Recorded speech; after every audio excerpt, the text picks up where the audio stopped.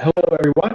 Good morning. If you're here with us in Asia, if you're joining us from part of the world where it's still the morning, happy lunchtime. If you're joining us over the Hong Kong trading break, we probably don't have a lot of people from Europe or the US today.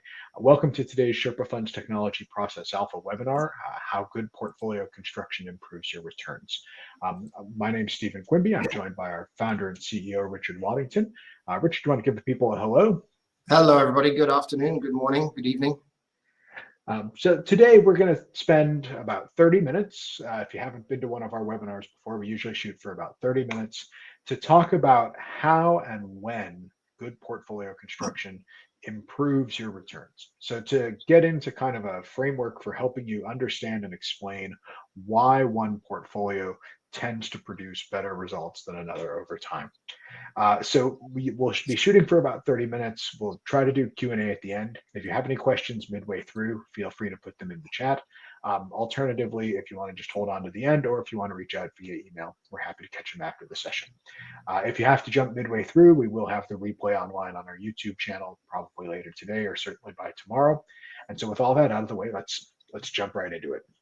So the structure, today what we want to talk about, we'll do a quick introduction about how this is an important topic. People don't necessarily, in our experience, most fund managers don't have a lot of good tools to compare possible portfolios. And this is because, frankly, most portfolio managers, they have their portfolio, they work on it day to day, they're making tweaks, they're not necessarily looking frequently at wholesale changes. And so this is a rubric to compare different portfolios and another lens, in addition to some of the other ones we've worked with and talked about before, like our risk quality lens or our candidate portfolio analysis. This is another tool to help understand what makes two portfolios different so that you can make more informed choices about which one is a better fit for your objectives as a fund manager. So we're going to talk about this framework. So it's a simple framework. We don't have a clever name for it, but it's a simple framework that you can use to visually understand and compare how and when portfolios differ in terms of how they generate returns. Then we're going to go into a little bit more deep dive into a single client result set. And that result set's going to show us how varying the level of risk you want to take in a good portfolio construction varies how and when your portfolio generates returns. And then finally, we'll talk about a few live examples, kind of a bit of a how-to. How does this actually work? Does it work in the context of other funds? And what does it mean in terms of how you can improve your portfolio construction? Like I said, we'll do questions at the end. So broadly speaking, the goal of good portfolio construction is to generate returns from your ideas when you're right and to limit the downside in your ideas when you're wrong. Pretty simple. And so if we think about that, fundamentally, those two objectives are a little bit in conflict, right? And this is why portfolio construction is hard, because if you know what you're going to be right, if you know you're going to be right, obviously you want to have maximum exposure to the things you know are going to do well, or the things you know will do the best. If you have no confidence that you're going to be right, if you think that you're going to be wrong, if you're particularly bearish on the market, you want to have much less concentration, much less exposure to that potential upside, because that concentration also means if you're wrong, it's all going to go down at the same time. And so it's difficult, I think, for most fund managers to understand where they are in that trade-off between upside when your ideas are right and downside when your ideas are wrong. And so this is a framework that we use to compare period by period the returns of two different portfolios or the result of two different portfolio construction processes. And so this could be a model portfolio. It could be your heuristically constructed portfolio. It could be before and after individual position changes. And then you could compare that to an alternative, so say an optimized portfolio, something like what we do at Sherpa with ORS. If you're a Barra, Axioma, Northfield, Bloomberg Port, whatever user, really any two constructions with the same portfolio. So the same underlying set of assets, the same underlying set of constraints, just different implemented portfolios. And this is a lens that helps shine some light on, for a given process or for a given portfolio, what is it doing well? Is it doing better at producing returns when your ideas are right? or is it doing better at limiting drawdown when your ideas are not right? And so this framework is it's very simple. And we're going to start by looking at a large long short fund that we work with here at Sherpa. So this is a client we've been working with for a little bit more than a year. They run a little bit more than $1 billion US long short market neutral equities. And so we've been using this framework to help the PM get more comfortable over time with the comparison between the Sherpa ORS portfolios that we've been using as a guide and a challenge to his current process and a way for him to try to improve and sort of shrink the gap versus his original portfolio. So period by period, how does the Sherpa portfolio do versus how does his original construction do? So what we're looking at here is a scatter plot simply on the x-axis is let's call it portfolio one or the original portfolio. So this is the first thing we're comparing. So this is what the PM actually had running at that period in time. And the y-axis is portfolio two, which in this case is the Sherpa ORS portfolio that was suggested in that same period in time. So what we're doing, it's a simple XY scatter plot, returns of portfolio one versus returns of portfolio two. In this particular example, we're starting with weekly absolute returns. It's a hedge fund, so obviously absolute returns are the name of the game. And we're looking at weekly returns because this is a fundamentally oriented fund. So they don't have really extreme turnover. They don't have, really extreme day-to-day shifts in their risk. But it's also not necessarily a pension or a sovereign or a group that has 20% turnover and very rarely makes changes in the portfolio. So the way you actually construct this plot, in this case, this is weekly absolute returns, but this could be benchmark relative returns. This could be daily, it could be weekly, it could be quarterly. It's really whatever fits the strategy and the process that you run.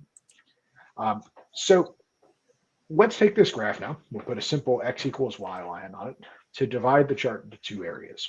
So if we think about it very simply, if a given period, the dot is below the line, that means portfolio one, in this case, the PM's original portfolio, outperformed portfolio two, in this case, the ORS portfolio. If the dot's above the line, it means the ORS portfolio outperformed the original portfolio. So right away, we can see and start to visualize what periods or sort of what return regimes did portfolio one, the original portfolio, do better than portfolio two, the ORS portfolio, and in what periods did the ORS portfolio outperform.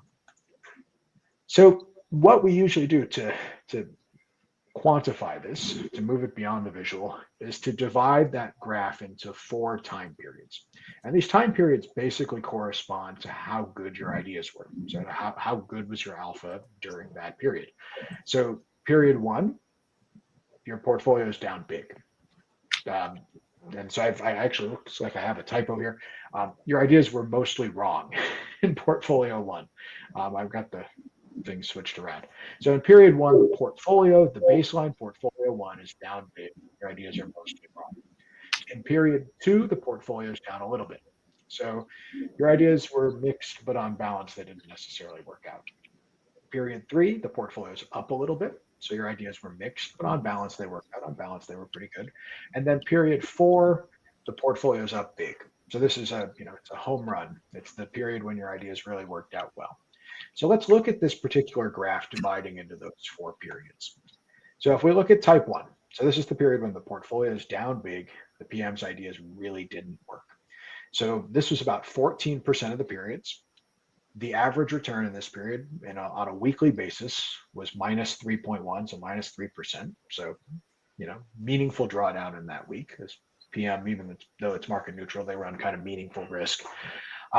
And during those periods, the ORS portfolio number 2, outperformed the original composition 100% of the time by an average of 1.8%. So when the ideas were down big, the ORS portfolio was always better and by a fairly meaningful margin. So now type 2, portfolio is down a little bit. So on balance, the ideas didn't work out. Wasn't necessarily a complete miss. Things didn't blow up, but wasn't great. In this case, and what you'll see here, and we'll talk about this in a little more detail in the summary, 33% of the periods, so about a third of the periods, a pretty significant portion of the time the portfolio was down a little bit. And during those periods, on average, it lost a little bit less than 100 basis points. And now, again, in those periods, the ORS portfolio on average added about 60 basis points. On average, it was up about 90% of the time. So when the ideas didn't work out a lot, and when they didn't work out sort of a little bit on balance, in both periods, the second construction method, the ORS construction method, was outperforming. Now, type three, third period, baseline portfolio is up a little bit. So on balance, the ideas are working out, but again, it's not phenomenal returns. And again, it's about a third of the time. Again, the average return here is about 100 basis points, about 1%. Um, and in this situation, the two portfolios basically were flat. So the ORS portfolio was better slightly more than 50% of the time, but really nothing to write home about.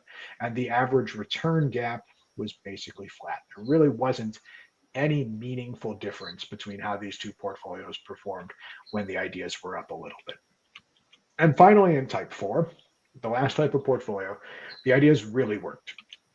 Portfolio was up big. In this case, you can see there was a period where the portfolio did 5.5% in 1 week. So this was about 20% of the periods. Portfolio returned on average 3.5%, and the ORS portfolio was only up a quarter of the time. So on average, the original portfolio, the PM's original composition, did better than the ORS portfolio by about 70 basis points during these periods when their ideas were a slam dunk. Um, so altogether, the original portfolio did pretty well. Like if we take all of this, if we summarize it, on average, the original portfolio was doing, you know, 0.3% per week. That's pretty good. That's going to compound to really meaningful returns over the course of the year. But on average, it lagged the ORS portfolio by a similar margin. So it gave up maybe half of the potential upside that they could have realized. How? And that's the purpose of this graph. The purpose of this graph and this framework is to break down why, if we look at this, if we say, okay, the original portfolio did good, it was good. Portfolio construction was good. ORS portfolio was better. Okay, well that's better, but how and why was it better? When was it better? And if we look at this, we can see that the ORS portfolio, portfolio number two, outperformed 94% of the time when the original portfolio was down. So that's to say that the more systematic or risk focused portfolio composition was better overwhelmingly if the PM's ideas didn't work. And so 94% of the time, that's an average of 95 basis points per week in those periods. Now, the original portfolio was better when the ideas worked. When the PM was right, the ideas were up. The original portfolio outperformed almost 60% of the time. And so it tended to do better. It tended to add about 27 basis points a week. Now that's pretty clear where one method is doing well and where one method is doing, struggling. The ORS portfolio is tending to produce much better results when the ideas don't work, and the original construction process is tending to produce better results, but not by nearly the same order of magnitude in terms of the return, in terms of basis points, or in terms of how frequently it's better. So the ORS portfolio is doing a better job, and it's largely outperforming this PM over time by limiting downside. So if we think about it then, and this is where I think it's important to think about the periods, because as we start thinking about how as a PM you would want to use this information to choose how much risk you want to run, to choose which portfolio construction process is going to be a better fit for you, there's a lot of variance period to period here, right? So when the PM's down big, they're losing on average 3% per week. When they're up big, they're gaining on average 3.5%. But there's really not a very stark trend about, the PM is up 60 or 70% of the time, where you can say, oh, I really want to lean into my ideas because by and large they're working most of the time. No, this is market neutral fundamental equities. This is a hard business. The PM was up 53% of the time. So the portfolio was only in positive territory 53% of the time. So this kind of brings us back to this question. If we're thinking about how and when two portfolio constructions or two levels of risk would tend to produce results, how often do you expect your ideas to work? How much confidence do you have in your ideas? How much confidence do you have in your convictions? And what level of risk should you be taking with that in mind? So this is we use this framework to help people understand the impact of taking more or less risk ex ante. What does it mean to take more risk? What does it mean to take less risk in a good portfolio construction?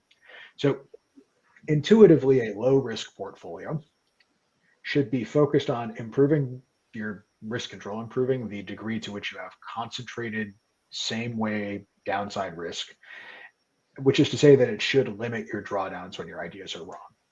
And so by taking less risk, by doing more of a low risk composition, you should be focused on reducing the drawdowns when you're wrong, knowing that that might be compromising somewhat on your upside when you're right.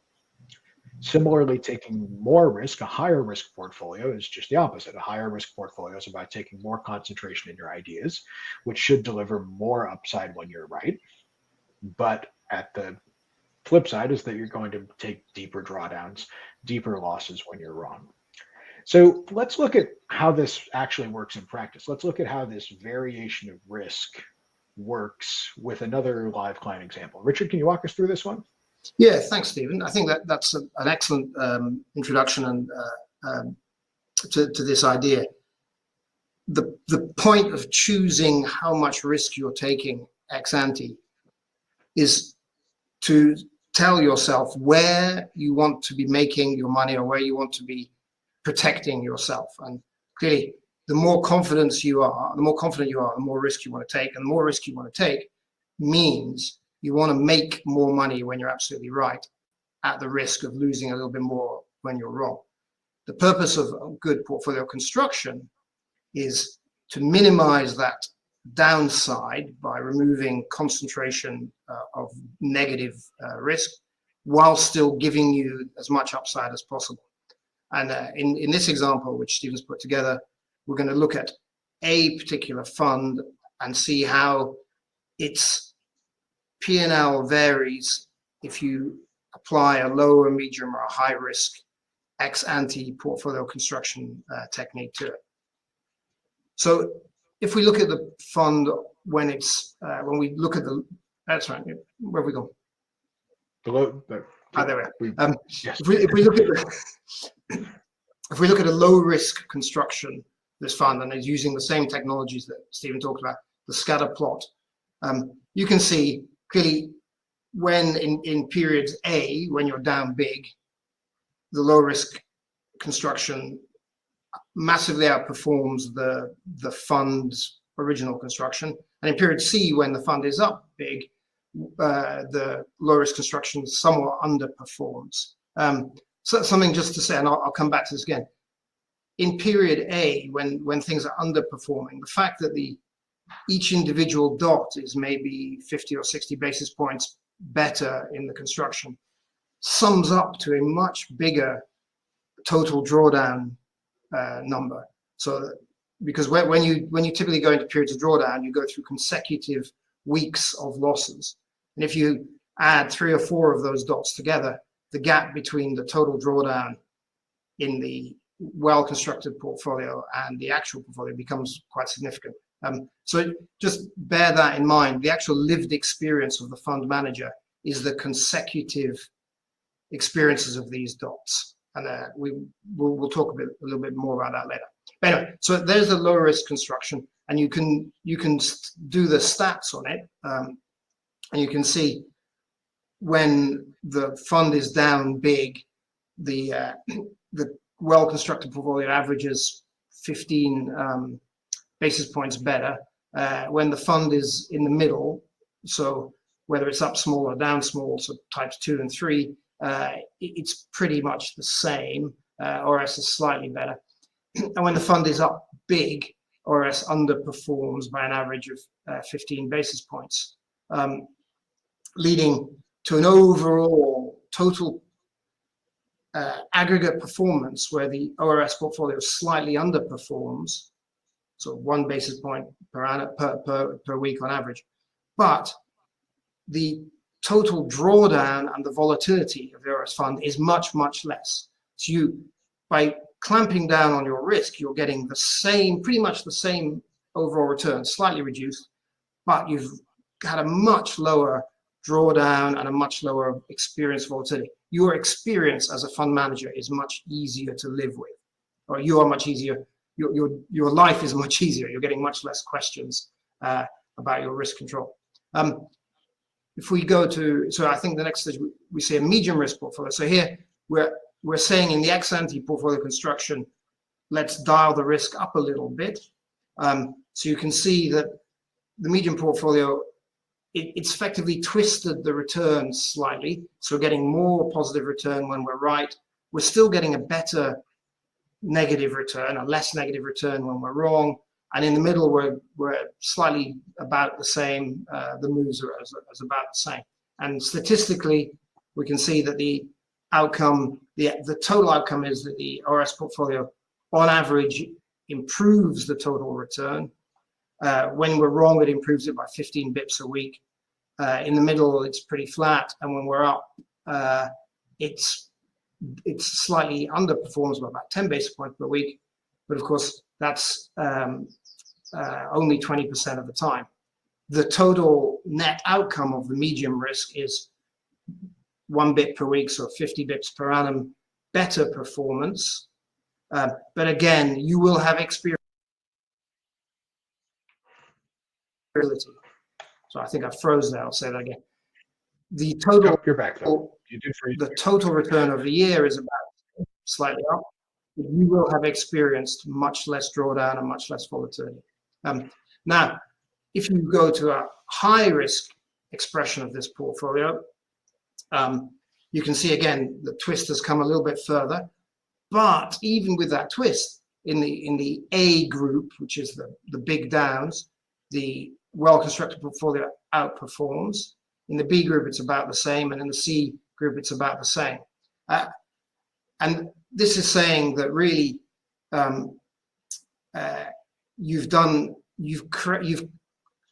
assigned yourself a degree of risk that is commensurate with the quality of your decision making. This is the first part, right?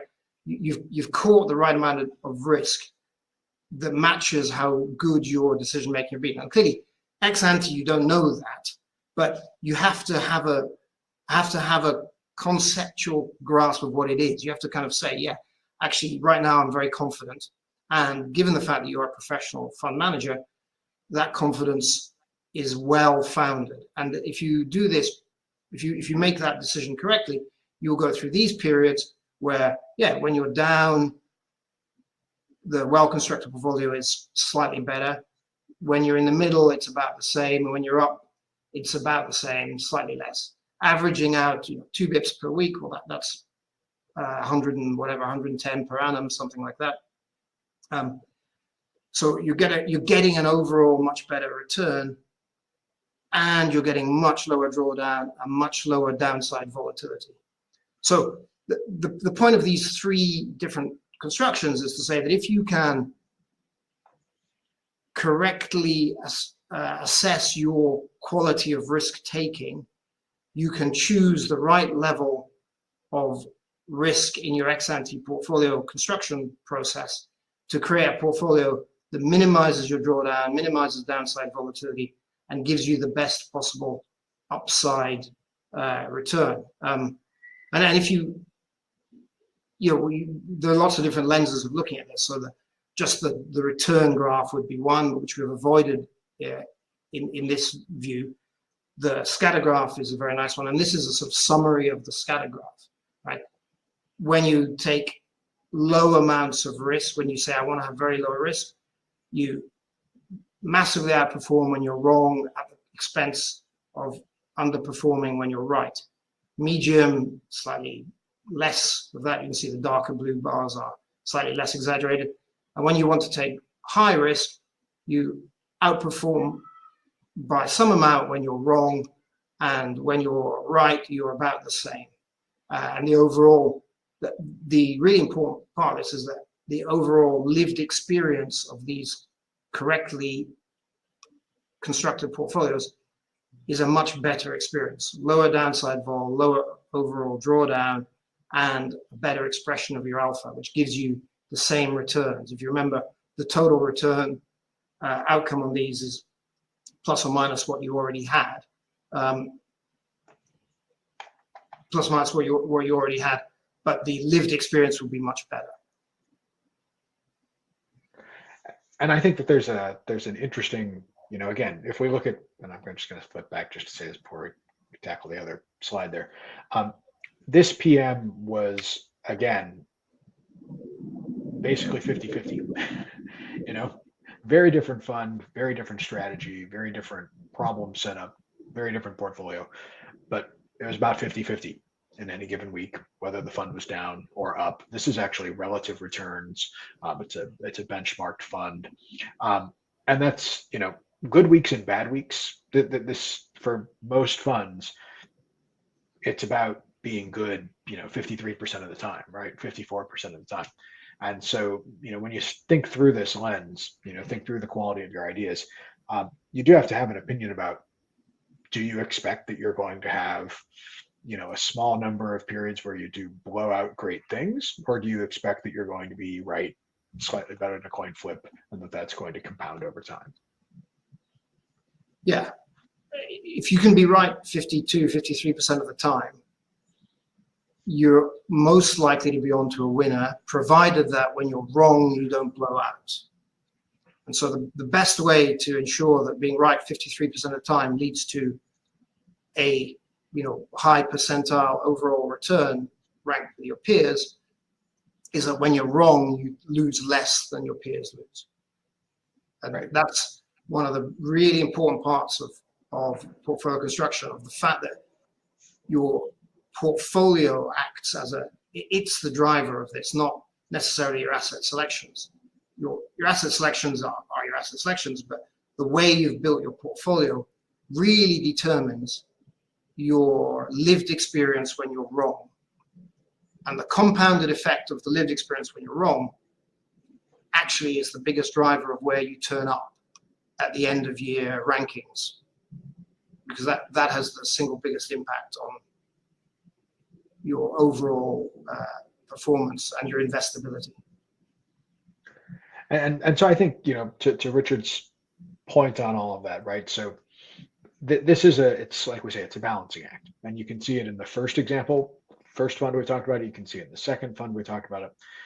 Taking less risk, or a well-built low risk portfolio, is about limiting that drawdown, limiting downside when you're wrong, which, as Richard said, kind of compounds when you're wrong. And it's a period where you're wrong and things don't work out for a month, and 1 week is negative, and the next week is negative, and the next week is negative, versus that high risk portfolio.